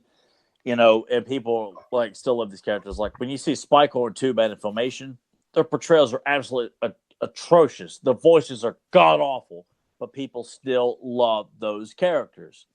And if you were to see Karate and KO and Vizar and Sagittar's voices, leaves a little to be desired. But if you give a better voice and a better depiction, I feel like they'd be a better set. You need to give the package a little bit of an uplift, an update, so to speak. And that's why I feel like the visual's fine, but you just need to see them doing something that says he's an ass kicker with a better voice. Yeah, and Because it's you look fine. at Spike-Horn 2 Bad, Mossman, and Cyclone. Oh, bad Oh, true. interpretations You're of those right. characters. Yeah, like Filmation, they weren't perfect on voices either. They had some doozies. It's just like I said, still the majority of voices I enjoyed more. The sound effects, Yeah. the atmosphere, the music. I Me mean, too. like hell, like yeah, like when Comet Cat showed up, I remember being so hyped because I was like, oh my god, it's a meteor, and he's my favorite one. And what's he gonna sound like? And he sounded like Jerry Lewis or like a nerd. I was like, what did you do? What did you do to this gigantic meteor? That's his voice. Damn, that pissed me off. But, Joe was all right. acting like Charlton Heston. You maniacs! I hate God and I hate that. So if you guys remember Salt and the Hive from She-Ra, if you want to see a couple of the meteors in there, there's a few dinosaurs and Comet Cat. Oh God, what a voice! I mean, you could Not say a that. very good episode too. No, I mean you could say Comet Cat is the last person that held Skeletor in his clutches because that was Skeletor's final appearance in the cartoon and was in the clutches of Comet Cat. But yippee, the voice sucked on him. But on Comet Cat, that is. Okay, let's see. Sportimus says, do you think Super 7 will produce more Classics New Adventures figures? God, I would hope so. They said not in the immediate future, though. Yeah, that's what I was going to say. I would like to see. I just don't see it happening. And the unfortunate thing is, when you look at a lot of the clearance figures, it's like what Nathan said a reel earlier. New Adventures and a lot of the She-Ra figures, for whatever reason, weren't the biggest sellers. All right, I'm going to take advantage of it tonight. Yeah, I'll text Tyler and be like, look what I bought. And again, not because they suck. I mean, they look great and they fit in with the rest of them. It's just those seem like the ones that didn't sell as much, and I don't know if they factor any of that stuff in. Well, with this whole process now that you have to buy all four, there's no more picking and choosing. You have to sign up to get all four. Well, I'm like, they did Quake, along with Fangor and Lodar and Hawk. It'd be a good way of sliding more in, because I want a Vizar and I want a Sagittar. I just want one big monstrous Sagittar. I think he'd be such an awesome, imposing, big figure. Well, yeah, I think all of them, because damn, I still to this day I carry a big flag for Kale. Like, his voice is bad in the cartoon, but I love his design. I want Hoove. I want Lizor. I want Vizar and Nocturna. I want Artilla. Artilla is like Roboto almost. The guy can interchange his arms out and become with different weapons. Yeah. He's a cyborg with an eye patch. What the hell's not to like about that? So there's just, I mean, hell, we got Darius and all these other characters. Like, what? There's so many. Who would have thought we got that? Picture that. Who would have thought you would have got Darius? Most people are like, who? They didn't even know where it came from. When they first see Darius. So that was pretty cool. Yeah, I just feel like Super 7 to sit there and say there's no immediate plans. Well, if they're struggling already to get some people to acknowledge some of these other ways, well, give us one figure. I would never expect them to make all four figures New Adventures. That's a pipe dream. Yeah. But I think just give us a KO or a Lizor or a Hoove or Sagittar. It's like a pre-order or something like that. So I wish maybe come San Diego we'll have one New Adventures figure, preferably an original character, not something like like New Adventures She-Ra. What kind of bullshit that was. Yeah, and that one, another one that just went for super cheap, but it would be cool for some more. I mean, I'd love to see more. Also, Sportimus says, which Classics New Adventures figures do you want to see? I think we just said that though. So we answered that within that. Tags Media Animation said a second fan He-Man movie is coming soon. I didn't know that, Tags. I guess somebody's working on another fan movie for He-Man. I didn't know that. I can't wait. You know what? If you guys are out there making the fan movies, just hit Tyler up and have him play He-Man. Just humor him so we can all watch it and collectively laugh. You know what? I was going to say, Grim keeps doing something. All right. I'm going to run this by you here. You guys ask Kevin Sharp, ask him, Ask him what? Ask him, because, I mean, look, the guy clearly feels like, I look like Captain America, too. So. Oh, my God. And others have said I look like he's going to say that because you pay him to. Oh, no. It doesn't work that way here. Yeah, it does. You're like, here's some cash. Make it this. Oh, no. When he said it, there was no money in exchange there, man. So. I wish Kevin was in the chat to confirm this, because I'm pretty sure he would deny it. Oh, jeez. Really? Anyway. All right. Well, Mr. Sharp, when you are listening to this, and I'm sure that you will at some point, we need you to confirm next week. Do it for the people and shut these people up. That's it. And next week, or not next week, but next month, we are going to be getting James Etop will be back on next month. All right. Because he's going to have to talk about the Masters of the Universe or Masters of Space concept that Grim keeps bringing up, because he says, by the way, fun fact, European New Adventure names originate from Masters of Space material. And I think he was saying that James has some stuff about that. So if that's what you're saying, Grim, which I'll scroll down to make sure that is what you're saying, yeah, we'll have to bring that up and see what kind of stuff that he has that he can divulge with us on another episode. But yeah, James did say he would like to come back in May, and you bet your ass we're gonna have him. So, I got Axel to say he would come on, but it's a matter of like trying. He to better not say he needs a translator because he doesn't. He speaks perfectly fine. He said I owe you an appearance on the podcast because he's been putting us off for since. I mean, I can understand why. He's probably sick of looking at your face. Nonsense.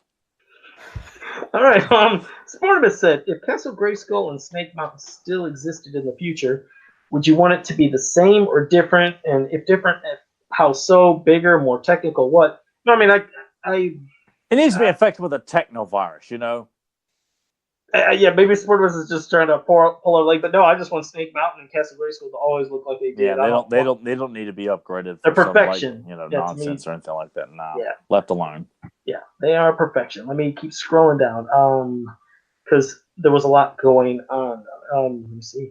Oh, hey, Dan Rice joined in. Thanks, Dan. I don't know when you joined because I think we're probably really way past when you made your comment, but thanks for joining in, and I hope Alex and Philip are enjoying the show. I didn't take any digs at all at Stratos, so I was pretty cool, so I didn't upset any of your children today. Yeah, Dan had popped in and said, great point, Triclops or Jitsu when we were talking about. Oh, is that a good God? It shows, wow, that's what I'm trying to. I'm hearing police sirens. Is that on Joe's end of things? Is the FBI finally on his Hold on, let me.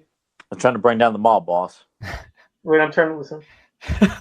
It was real quick. It's already gone. Oh, well, I just heard it for a second. Maybe Joe's bought off the cops and parts of own too. Like they probably. Don Armando.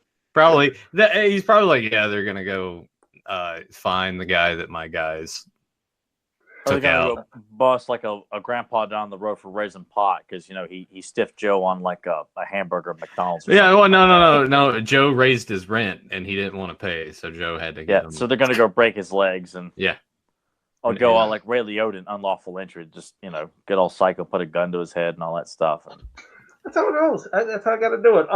Fedmon said, yeah, Joe's getting his basement dungeon ready for James as we speak. Yeah, pretty much. I could do that. Fedmon also said that any of the other Wave 1 New Adventure heroes or villains for him that he would like, also Master Sebring and Drizzy.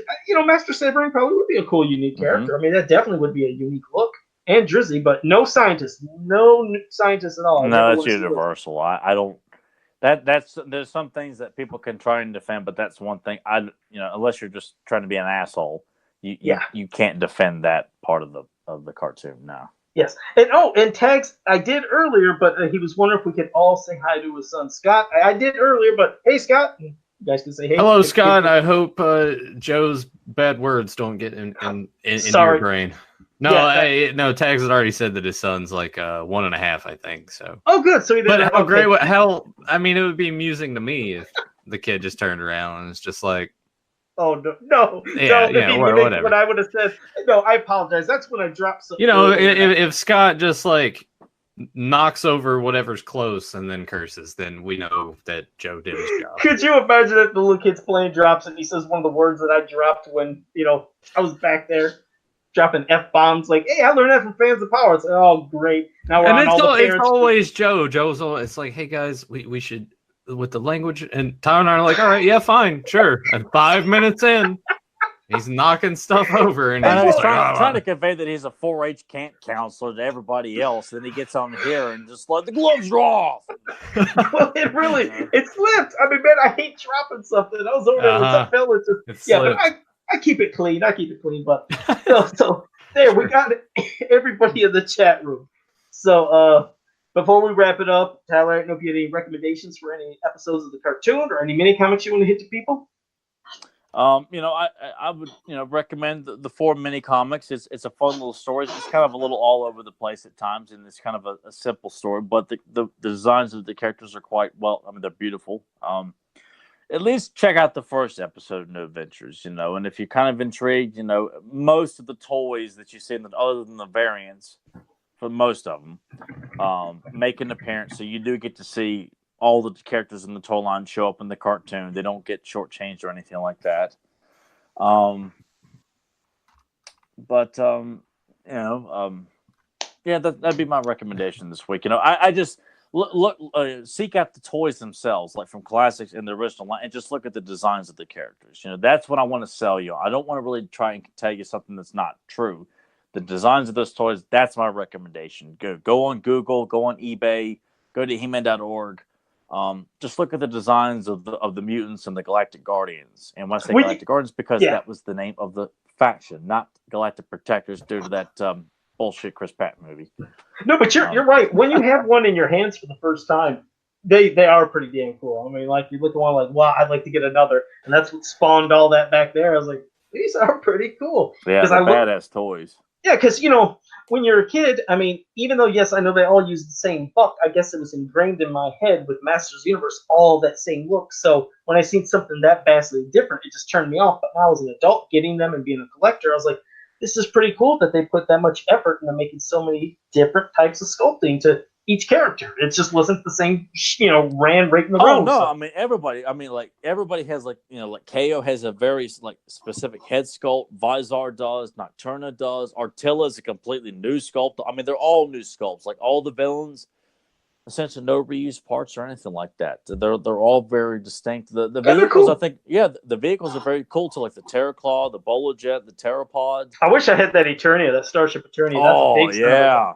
That would be and pretty the Nordor. Cool. I do have the Nordor playset. I bought that on eBay like real cheap years ago. Yeah. Does that have some kind of hologram effect or something? It has like a projector that has that can project images like on the wall. That's or it has like a view screen that you can project on there. Damn. It has like images of like He-Man fighting and stuff like that. So it's like Skeletor can talk to Flog about, hey, we gotta stop him, that kind of thing. So it's pretty cool. That's something. Yeah, I wish I'd get that. That is cool. Well, one more thing too before we really wrap it up. Tags had said you missed something earlier, and I just found it as well. Tags said, "How do you guys feel about Mythic Legion's new PowerCon Trapjaw and Panther?" Those are cool. They're cool looking. Cool. I don't own any of them, but I loved all their little little homages to Masters of the Universe where they did these cool different paints and designs. They look awesome. Another thing that if I had the money, I would love to collect it, but just don't. But those Mythic Legion figures do look really cool. Yeah, and I bought one of them. I actually put on display with the Evil Warriors at one point, but I since run out of room and had to kind of box them and put them away. Yeah. Hey, like I said, it's just like, look what we do. Like I said, I have no wall space left. It's like, I can't do nothing unless I just want to smash all my figures together and some weird stagger. Or paint a big sob story, and then a big-ass box shows up on Joe's doorstep in 7 to 8 months. Oh, no. Someone sent me a big gift because I told a sob story. I can't afford Sick Mountain. Oh, now I got to pretend I don't give a shit and be upset with them and open it up live on social media for people to see it and say, I really didn't want this, guys. You need to stop saying, oh, wow, look at this. And it turns out it's just a bunch of packages of those foam peanuts. No, those ball things that he was eating. Oh, yeah, those Camel nuts. Yeah, those camel balls. Yeah, camel nuts. They were camel balls. And Joe's sitting there eating it like Eddie Murphy eating apple pie or something like, hey, man, just get a mouth full of like camel nuts or whatever, camel balls. Camel balls, yeah, camel balls. And he starts pelting his neighbors with camel balls. And Dan Rice did say, my boys have learned a few words watching you guys. So yeah, that's probably mostly. Put the finger at Joe because and my mouth's pretty clean there on this show. Yeah. So. It's all, like I said, it's only when I drop something. That's it. Just when I drop an item, I curse. I think I keep it Tyler, clean. you just said ass and shit like 2 seconds ago. I'm not on trial here. Look at that. He's just spun it around. He's like, what are you talking about me? We're talking about Joe wrecking everything. But, oh, God. Hey, Joe demands all this attention. He's Mr. Popular on here because of everyone just like, oh, man, Joe said this. And, if he said it, it's got to be real, man. So, if people are clearly listening to him, they ain't listening to what I have to say. They just think I'm some angry grump. And to whoever told Tyler that I needed to cut out with the liquor drinks because the ice was making too much noise and it was loud as fuck. That's why I went with the beer mug. Well, I didn't know if he'd want me to mention his name because I figured it's like, I don't give a shit, what he wants. And no, well, I was playing around ice, No. I was always kind of cautious of it too because I'm like, yeah, that is kind of noisy. So yeah, beer tonight. All right. Well, Rex, you got your wish there, bud. There we go. All right. Well, that was a great episode. I did want to do what I always do, and that's I thank every one of you in the chat. I hope you enjoyed it. Which is like cuss and threaten things and knock. I won't do it no more. I promise. I'm going to be more. Look, kids are already picking up their words, and they're it's kind of like the episode that says, "Ow, my freaking ears!" and I expect that kind of language at Denny's, but not on this podcast. Well, well, the thing is too, we try to keep it clean, but we are human. It's gonna happen. we are It's three grown men. it's the way that we are. It will slip more But so it's on not Joe, negative. more so on Joe's end. Well, Yeah. to be honest, I'm not ever saying it in a negative way, like directly at you, of like if you and this and that. No, it's like I drop something, I'm like, oh shit, or if I drop, I'll do that, but Joe won't. Yeah, but, so see? Joe, no one's listening to me. They're listening to Joe. That's why Oh, I'm nice. like, I can get away with it because Yeah, I try to no be nice. one's coming back and saying, Tyler, I heard what you said. I demand a public apology and $500. They're not doing that. What with Joe, Joe, you said poop too much on the podcast, and I really got put off by it. You got to change what's the whole funny? format here. It's so hard sometimes, like when I get on a roll and I get really passionate, and I know I might just drop a curse word, by accident, and then I try to catch myself, and I'm like, oh, son of a gun. And then it's like in my head, I'll keep saying it instead of dropping something else. Like, oh, that's kind of hard to do. We won't we won't repeat here, but when he said that, Tyler, I'm thinking of that scene in Slaughter High. You know what I'm talking about? Oh yeah, Yeah. Which, anyway, yeah, I can picture Joe like that. That would be. You know Joe's, what? like, We'll just say it anyway. There's the scene in Slaughter High where like this couple is having relations, and she's like, in a beat up whole high school. yeah, she's like, talk dirty to me. He's like, tit, screw. That would be Joe's love making. Yeah. That's what he would say. Oh yeah, screw yeah. Yeah, we don't need to go down that road. He leaves the mask on, but he puts like a cigarette hole in the mask so to look like right up there, you right up to the side. Oh Jesus! But well, for anybody that's new to this page or into this channel, make sure you like our PG version when Joe's making whoopee. He's got a whoopee. Yeah, that's even PG. But yeah, make sure you like, subscribe, ring that bell so you can always get notified anytime there's any new content.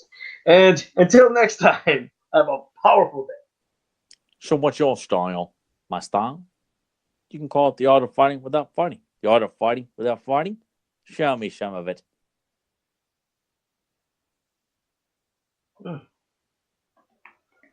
God, you did a great impersonation of that voice. I know it's something I should. Oh yeah, it's definitely something Joe should know, but we all know he's a fake and phony. Nathan will probably know this one too, but wait, were you doing an Australian accent or what was that accent? What was that accent? It was kind of weird. Yeah, I guess you could say Australian. Yeah. Do it again. It just came to me the other day. Like, I haven't watched this film in a while, but I mean, because it sounded like something that it felt like Enter the Dragon, but I don't. All right, I'm quoting two people, so I had to say it fast because Joe will cut me off and say, Titan AE or something like that. You know, Titan AE, man. What about Osmosis Jones?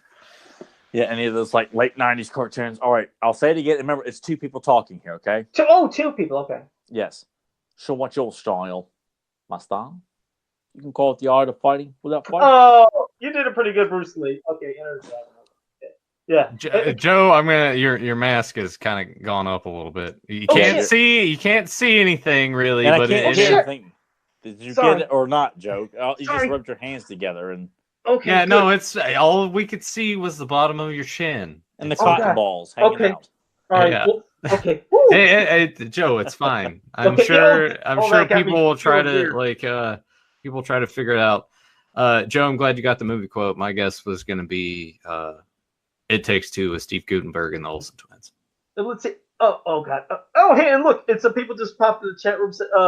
Zen Brown said, JSP said, Enter the Dragon. Zen Brown said, Dragon, the Bruce Lee story. He's like, and he said, wait, the last dragon. He's like, the last dragon. No, don't bring that up again. That's a very sore subject for Tyler. We're not going down that road again. And Motu fan number 1. Yeah, thank you for popping in and saying, good job, guys. Another great episode. And we appreciate that. So I like to hear one. Joe do an impression of what I just did there. Like, Joe, can you do that?